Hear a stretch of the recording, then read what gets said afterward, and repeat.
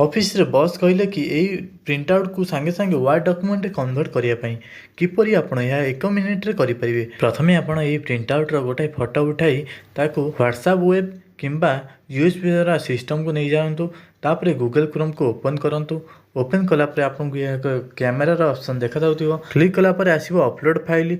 यह upload file click करंतु एवं आपण कंप्यूटर थिबा से फाइल टा खोजी तापर नाटा क्लिक करंतु। क्लिक कला पर ओपन पे क्लिक करंतु। ओपन कला पर आपण से फोटोटी आसीजिवो। तळे थिबा एक टेक्स्ट ऑप्शन देखा जाउछि। टेक्स्ट रे क्लिक करंतु। टेक्स्ट ऑप्शन रे क्लिक कला पर सिलेक्ट टेक्स्ट ऑप्शन आसीजिवो।